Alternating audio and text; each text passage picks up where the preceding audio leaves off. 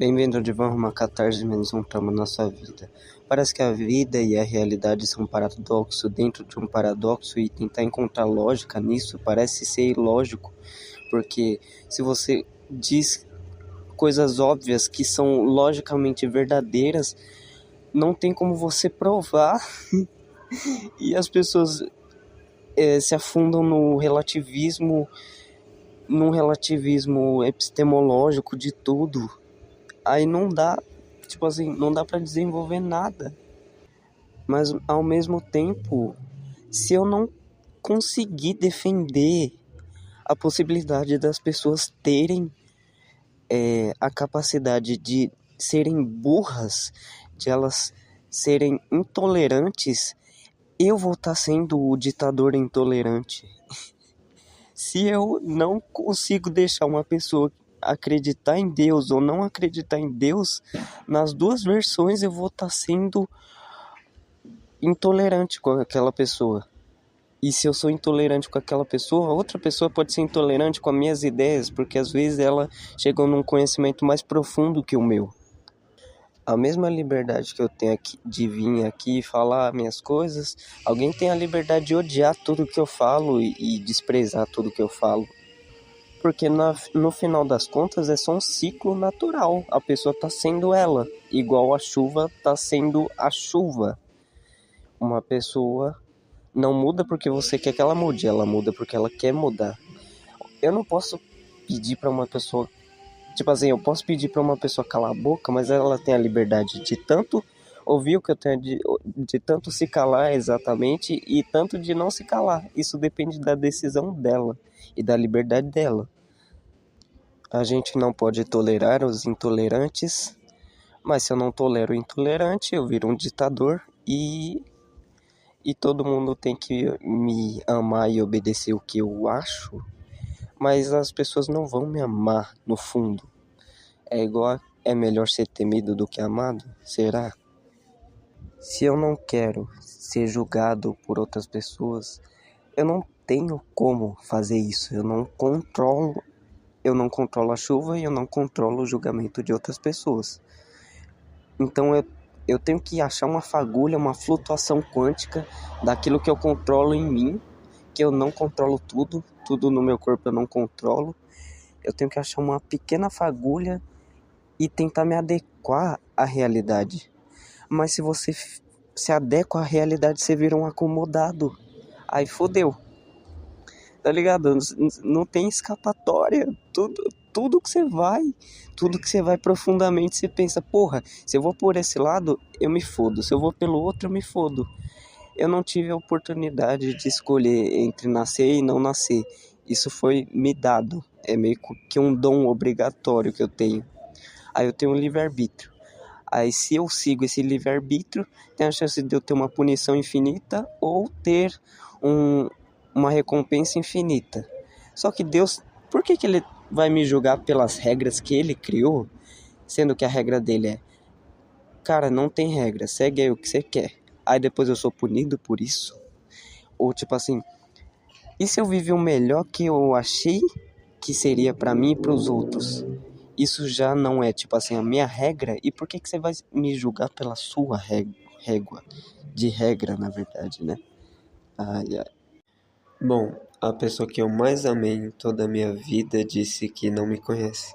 E sabe o que é engraçado? Que eu também não me conheço e ela não se conhece. E ninguém de verdade se conhece. Sabe por quê? A gente só tá respondendo a estímulos que não são necessariamente a gente. Então cada célula individualmente está respondendo a um estímulo de outra célula que tá, por sua vez, chegando no limite exterior, está respondendo a um estímulo externo que não é o total. Esse conjunto unitário é abstrato, porque não existe isso. Eu não sou uma unidade. A gente força a enxergar que eu sou uma unidade, mas eu tenho várias células específicas e especializadas. Acho que o problema é que a gente nomeia as coisas e acaba delimitando a existência delas. eu não posso deixar. Se eu amo alguém porque essa pessoa me faz coisas boas, ou se eu odeio ela porque ela me faz coisas ruins, eu só tô sendo reativo. Eu não tô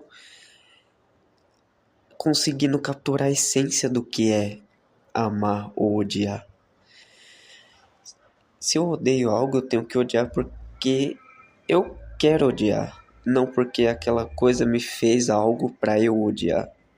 Ou se eu amar algo, eu tenho que amar algo porque, independente daquilo ser minha parte ou outra coisa, eu tenho que amar independente disso, independente dela me causar estímulos bons. E tem uma coisa que eu vou ler aqui. Antes, o que eu tava falando mesmo? É que eu tenho que pausar, aí eu às vezes perco. Tem aquela frase que algumas pessoas falam, na verdade, né? Se quer alguém por sua beleza, não é amor, é desejo. Se quer alguém pela sua inteligência, não é amor, é admiração. Se quer alguém porque é rico, não é amor, é interesse. Se quer alguém e não sabe exatamente o porquê, talvez isso seja amor. Ai, ai. Ou aquela outra frase, né? Que eu tenho que.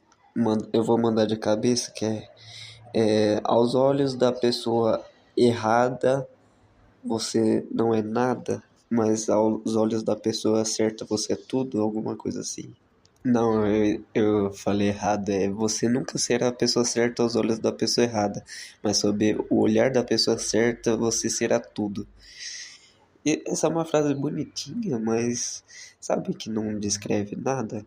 Porque a gente não tem alma gêmea e você pode criar ou se tornar a pessoa certa.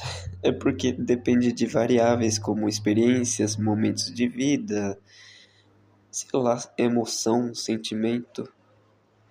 Ontem, quando eu estava fazendo essa primeira parte do podcast, eu escrevi assim: estamos presos na liberdade do julgamento do outro. As pessoas trabalham em cima das suas inseguranças. É, se você se retrai, a pessoa se sente muito mais forte. Então, tipo assim, se alguém fala, você é retardado. Aí você fala, caraca, meu Deus, é mesmo, eu tenho que me mudar, eu tenho que mudar para se adequar àquela pessoa. Você, primeiramente, não vai conseguir. Eu acho que se você tiver a segurança de falar, tá, eu sou retardado, e aí, o que a gente faz? Talvez eu seja pior que isso. O que a gente faz a partir daqui? E agora? Você consegue mudar o mundo? Não, eu também não consigo. E se eu não conseguir mudar quem eu sou? Porque os sentimentos que eu tenho, às vezes, eu não consigo controlar. A criança, ela é livre porque ela tá experimentando o mundo sem se julgar ou se importar com o julgamento dos outros alheio.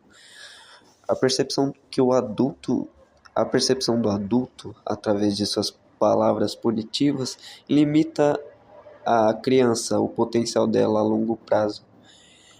Porque achamos que temos de nos adequar ao social.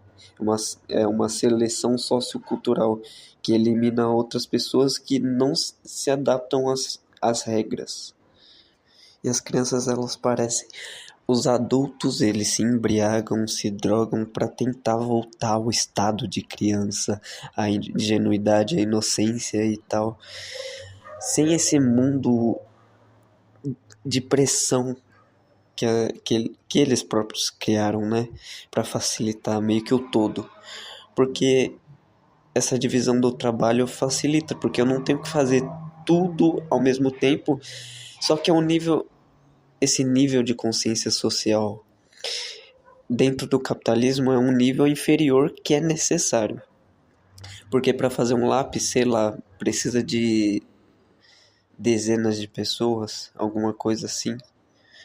Para fazer uma coisa simples, entende? Eu não estou falando literalmente de fazer um lápis e quantas pessoas precisam, a quantidade específica e certa. Eu tô fazendo meio que uma analogia para dizer o seguinte: se alguém for ir para floresta, ele não vai saber se virar sozinho e fazer tudo que a gente faz com uma facilidade.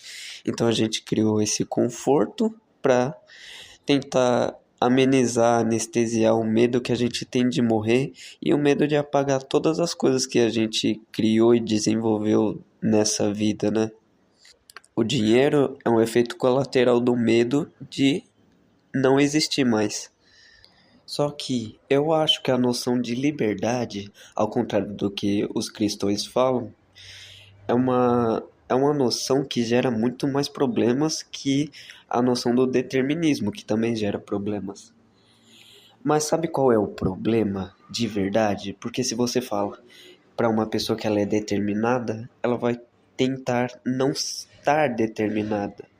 Ela vai tentar fingir que é livre e vai fazer merda. Tipo assim, tá, se você vai assalta, mata pessoas, você não tá sendo livre, mas não é por causa disso que você não merecia uma punição pelas coisas que você faz, porque você tá fazendo algo contrário à regra.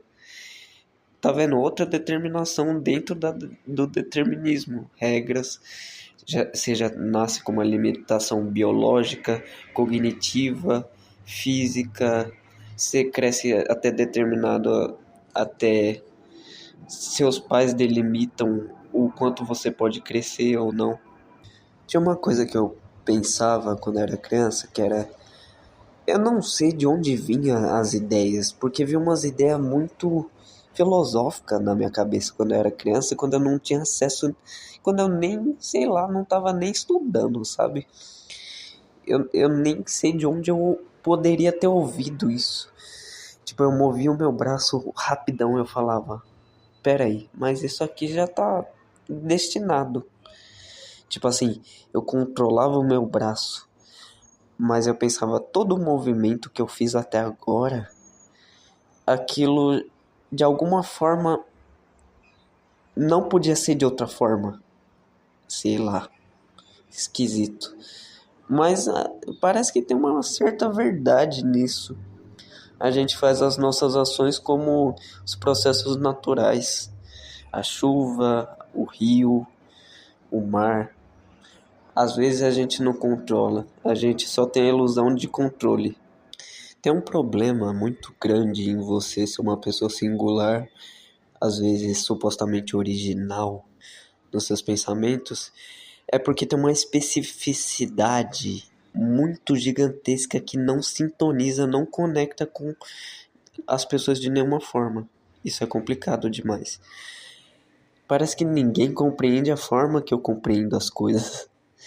E talvez a linguagem, assim como o capitalismo, é um nível inferior do entendimento. Mas o entendimento, por vezes, parece estar indissociado da linguagem. Níveis superiores devem necessariamente oscilar entre níveis inferiores. Como o capitalismo, para a gente ter conforto, a gente precisa de um sistema de bosta que maltrata as pessoas, que dá o direito de alguém se denominar seu chefe e te oprimir, reprimir e achar que você é menos por causa disso. Parece que a gente esquece que a gente, no pano de fundo, é seres humanos e macacos. Bom, e se esse meu processo de autodestruição levasse a um tumor, por exemplo? Eu culparia as minhas escolhas que me levaram até essa condição, mas sempre teve outras condições que me fizeram escolher aquilo, que culminou no ápice, né? Mas no fim, é, um, é uma escolha atual julgando escolhas antigas. É eu, novo, julgando escolhas passadas. Mas por quê? Porque eu posso, eu do futuro, julgar o que eu tô fazendo agora como errado. Então eu sempre tô errado? Não necessariamente, não é? E eu do passado nem sempre teve totalmente errado. Isso é dicotômico, né? Sei lá. Às vezes eu, às vezes eu sou o outro. Quando eu concordo com alguém, Eu só tô concordando com a minha própria concordância. Eu concordo comigo mesmo em concordar contigo. E por isso, em alguma instância, estou concordando comigo mesmo. Não tem tanto a ver com a sua opinião, tem a ver com a minha concordância. Sei lá. Como que a gente define objetivamente o tempo do relógio se os números dele foram afogados em subjetividade? No sonho não existe tempo, você não experiencia o tempo. Tempo é uma ilusão metrificada para criar pessoas domesticadas a cumprir horário. É só inventar uma forma de você se autorregrar, de você trazer o seu próprio chicote.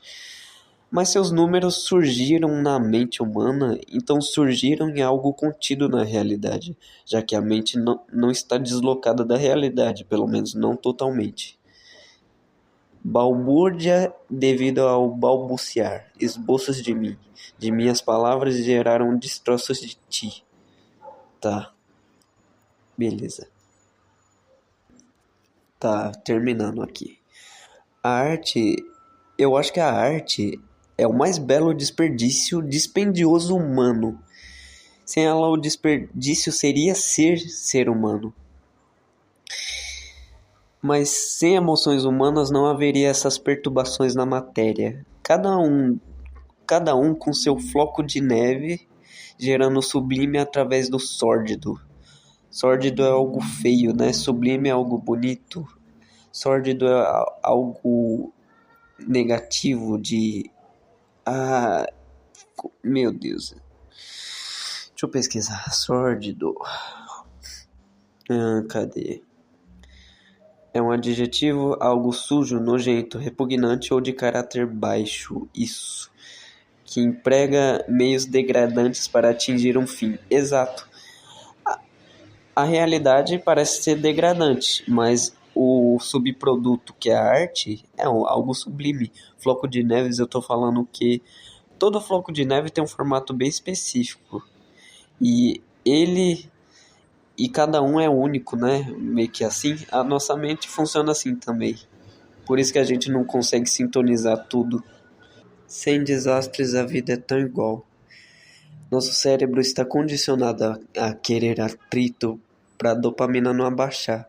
Porque meio que, tipo assim, se você vive uma vida onde você faz todo dia a mesma coisa e o nível de dopamina nivela, isso é necessariamente ruim, porque o corpo está querendo doses mais altas de dopamina. Ao mesmo tempo que isso é ruim, porque cria um monte de pessoas viciadas em igreja, em droga, em amor, amores líquidos, se apaixonar. Também cria tudo que a gente tem, o amor pela arte, o prazer em ver uma pintura, né? O equilíbrio, eu acho que está em não conseguir nivelar a ordem e o caos.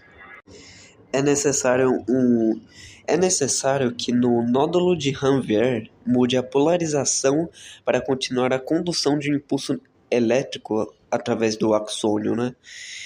Então, tem os meios de parada dentro do axônio, que é uma extensão do neurônio, e é necessário que tenha a, a diferença, né, de polarização.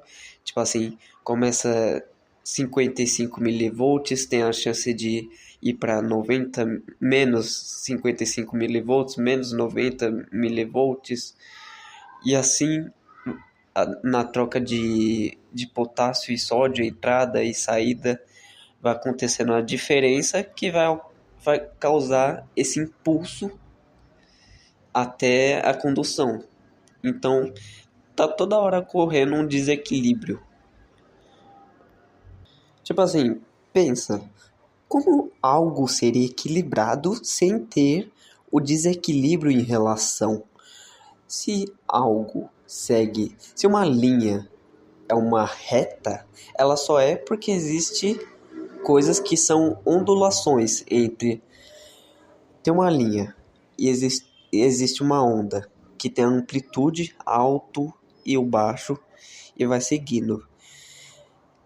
A reta só é o que ela é porque existem meios de comparar ela. As trevas só é o que é porque existe a luz, e a luz só é o que é porque existem as trevas. Se as coisas são equilibradas, o são em relação a outras coisas que não estão que estão em desequilíbrio. A última coisa que eu escrevi foi assim: você pode odiar ou amar a minha escrita, mas isso é uma questão sua. Sem a sua subjetividade, esse texto não possui objetividade. Dizer que algo ou alguém é tudo ou nada não pode mudar a estrutura e a essência daquilo, mas muda a sua percepção sobre aquilo. A sua percepção não altera a realidade. Eu quis me afastar das delimitações da escrita acadêmica. Eu também não sei escrever como um acadêmico, pois eu nunca aprendi ou tentei aprender. Me sobra a pergunta: como seria a minha arte, minha poesia, se eu me prendesse à metrificação e à estreiteza da forma, né? Se eu fosse parnasiano e menos dadaísta, né? Eu entrei numa discussão sobre arte. Ai, cara. Um cara no YouTube chamado Mosp Sem Gênero, ele fez um vídeo assim, rebatendo as ideias absurdas do crânio reserva sobre inteligência artificial e arte. E tipo assim, eu achei um vídeo merda. Eu não gostei da opinião do crânio, mas eu também não gostei da defesa dele sobre o que é arte. E eu dei minha opinião, só que ele ficou muito, muito bravo. Muito bravo. Eu escrevi assim, ó. Eu, ah, eu pedi pro ChatGPT analisar e tal, fazer algumas coisas. Eu escrevi algumas coisas em relação a isso. Aí depois eu pedi para ele condensar tudo num texto mais elaborado, que eu tava com preguiça de fazer isso. Mas no fundo, o cerne do texto são minhas ideias, eu que forneci as ideias.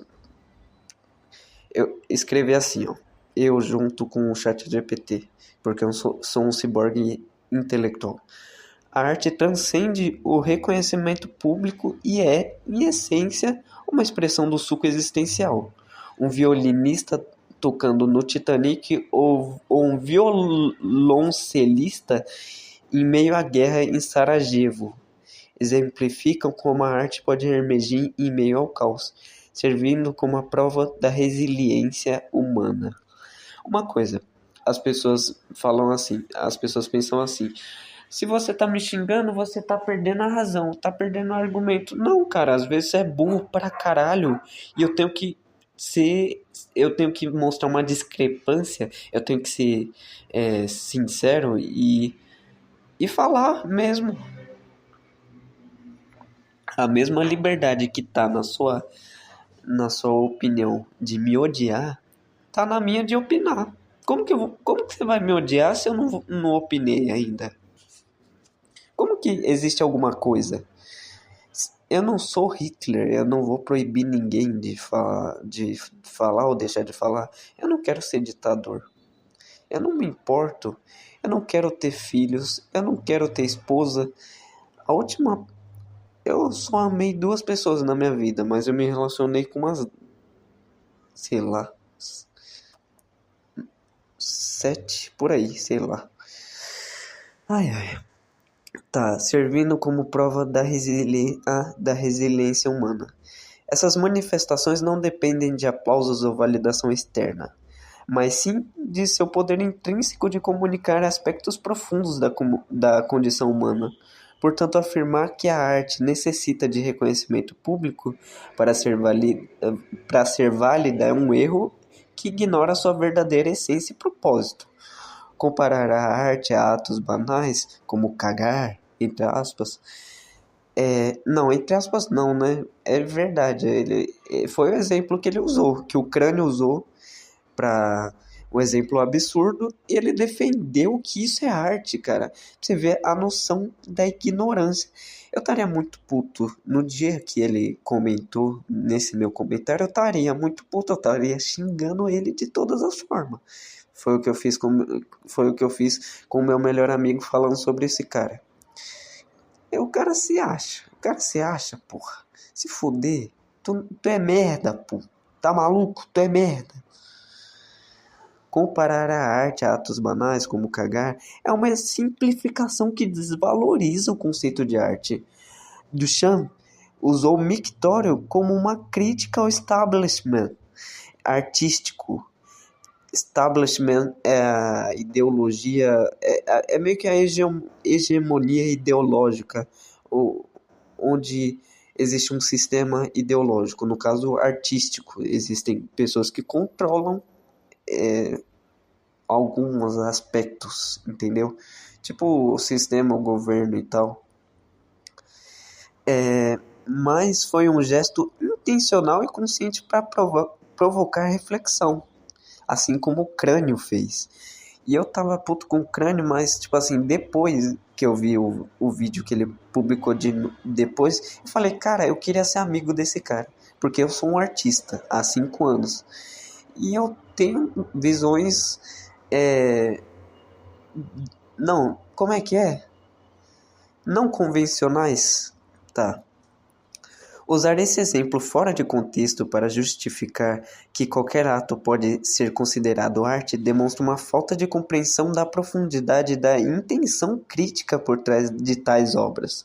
A arte deve desafiar, provocar e inspirar, não se reduzir a atos triviais sem propósito ou significado. A verdadeira arte transcende o ordinário e evoca emoções profundas e reflexões no espectador. Não se trata apenas de como algo é visualmente percebido, mas de como transforma o comum em extraordinário, ordinário em extraordinário, oferecendo novas perspectivas. Reduzir a arte a meras criações estéticas sem considerar a capacidade de provocar pensamento crítico e introspecção é desconsiderar seu papel fundamental na sociedade. O valor de uma obra não está apenas em sua aparência, mas em sua capacidade de impactar emocionalmente e intelectualmente. Aí, continua. Obras de arte icônicas são valorizadas por sua capacidade de capturar e comentar sobre o espírito de sua época. Eles não apenas refletem o momento histórico, mas também oferecem críticas ou celebrações que ressoam por gerações. Ignorar o contexto histórico e cultural de uma obra, ao defini-la como arte, é um erro crítico. A arte é um diálogo contínuo com o passado, presente e futuro, e deve ser compreendida dentro desse quadro para que seu significado completo seja apreciado. A arte não é meramente uma questão de aprovação pública ou estética superficial. Trata-se de uma expressão poderosa da experiência humana. Peraí. Da crítica social e do potencial para evocar mudanças. O diálogo entre diferentes perspectivas sobre a arte deve ser conduzido com respeito e uma apreciação genuína pela riqueza que a arte traz à nossa compreensão do mundo. Aí ele falou, você não é dono da verdade. Aí eu tinha xingado ele pra caralho, falei, tu é burro, tu é burro. Aí eu falei assim, ó, tu expôs a sua opinião e eu a minha. Aí eu falei, você não sabe nada sobre ser um artista. Tu é um coitado. É isso. Aí ele falou, você é um baita cara desrespeitoso e imaturo. Tá bom. É o que você acha? Eu defendo a sua liberdade de falar isso, tá? Eu defendo, sabia? Também tem várias discussões sobre a arte, tipo o essencialismo fechado ou aberto. Tipo assim, o fechado refere-se à ideia de que a arte possui uma essência fixa e imutável, algo que pode ser definido de maneira objetiva e universal. Tipo, funk é arte? E se é arte? É arte para quem? Em que contexto histórico? Sabe? Será que dá para definir? Eu acho que Van Gogh era um excelente artista antes da primeira pincelada que ele deu num quadro, porque o potencial artístico já estava dentro dele, não nas expressões que ele fez, mas já tinha dentro dele. O essencialismo aberto, ele fala que a arte não é fixa. Então, tem várias perguntas, né? Qual que é a necessidade ou não de definir o que é arte? E isso impactaria e deixaria a essência dela. Uma definição estragaria o propósito da arte? Sei lá. Discussão sobre a possibilidade de uma objetividade pura na arte. Porque envolve a consciência, né? Esses assuntos são os mais legais. A linguagem, a arte, a consciência humana, a interação com a natureza, incluindo psilocibina cubens. E essa, esse fungo, ele é ele é uma chave que só em um momento específico consegue abrir uma porta que não se fecha mais. E faz você se comunicar com algo que é incomunicável, só você tem acesso àquilo. É igual a arte cria. Se eu fizer um verso de poesia que ilustra uma situação, uma rima que causa uma forte imagem mental, cada pessoa vai ter um quadro específico quando lê aquela coisa que vai ter diferentes sutis que eu não tenho acesso. A psilocibina cubens é um tipo específico de cogumelo do gênero psilocibin, conhecido como psilocibina, um composto psicoativo que provoca experiências alteradas de percepção e consciência. Tem alcaloide. No café também tem alcaloide, mas é um alcaloide bem diferente o da cafeína do coisa. Esqueci. No corpo causa psilocina, né? Etimologicamente, psilocibina deriva do grego psilos, que significa pelado ou desprovido de cabelo, e kibos, que se refere ao cogumelo, enquanto cubensis refere-se à sua origem, sendo encontrado principalmente em Cuba. Caraca, não sabia disso. A expressão carne dos deuses é muitas vezes utilizada para descrever a experiência transcendental ou espiritual que muitas vezes relatam ao consumir esses cogumelos. A palavra psicodélico tem origem no grego psique, que significa mente ou alma, e delos, que significa manifestar ou revelar. Portanto, o psicodélico pode ser entendido como manifestação da mente ou revelação da consciência. Quanto à palavra entusiasmo, sua etimologia está ligada ao grego entousiasmos, que significa estar cheio de deuses, ou possessão divina, manifestar Deus, né? Enteos é composta por em, dentro, e theos, Deus. Eu só sei que as pessoas estão num estado de inconsciência tão grave, tão difícil. Tem aquela frase do Krishnamurti, que ele fala o seguinte: não é sinal de saúde estar adequado a uma sociedade completamente doente. Não é sinal de saúde isso. Inclusive, eu acabei de ver o canal do Rafael Jordão. Ele apagou todos os vídeos. Tinha um vídeo dele falando sobre psicodelia, que ele falava do relato de uma mulher que teve AVC, e depois ela falou a experiência dela, que quando ela foi tocar em algo, o braço dela meio que, ela perdeu a noção do que era eu e do que é não eu, do fora e dentro. E ela meio que estava se fundindo. Eu não sei se essa experiência é real. Um monte de gente relata essa fusão com o meio. E de certa forma a gente não é separado metafisicamente do meio. Eu acho que aquela, como é que é? Teoria da consciência integrada do Giulio Tononi, acho que é do Giulio Tononi. Eu acho que ela não está totalmente correta não, porque não depende de integração de informação nenhuma. Porque se for assim, o universo pode ser consciente, uma pessoa com crise epilética tem mais disparos neurais. Eu sei que tem complexidades e tal dentro dessa teoria e que não abarca necessariamente aos disparos aleatórios de neurônios, mas a pessoa com crise epilética ela tá tendo uma carga demasiada de descargas elétricas dentro do cérebro dela. Teoricamente, se fosse só a integração de informação, ela teria que ter mais consciência durante esse estado. Mas é desordenado, né? Isso não cumpriria com critério. Mas saiba, toda teoria que explica a consciência nunca vai explicar isso. Porque é algo... Se a gente conseguir explicar a subjetividade, a gente consegue definir o que é arte. Eu nunca vou estar 100% satisfeito. Até eu desejar não desejar é um desejo. Como que eu consigo cessar absolutamente isso e chegar no Samadhi, no Nirvana, ver que eu sou o Atman e parar de me comunicar? Palavras são inúteis com pessoas inconscientes. Mesmo você demonstrando claramente o que uma pessoa está errada, ela nunca não consegue ter uma cegueira intelectual cognitiva que proíbe ela de se ver no erro. Ontem aconteceu uma situação específica e eu decidi abraçar o caos e eu vim beber com meu pai e eu tomei um tapa na cara, injustamente. Mas sei lá, talvez eu tenha que defender essa liberdade também. E por um momento eu me senti orgulhoso porque uma pessoa estava completamente debilitada, me agrediu e o meu orgulho foi essa pessoa tá na minha mão. Que tipo de pessoa eu sou, sabe?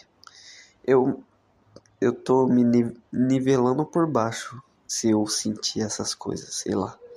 Mas tudo bem, eu acho, sei lá, eu não devia me julgar por isso. Em algum momento eu tenho que cessar esse falso eu. É igual a parábola do Buda, que o cara foi lá e cuspiu na cara do Buda, e no outro dia o Buda falou, tá de boa, foda-se. Você de ontem era uma coisa e eu de ontem era outra, tá bom. Sei lá.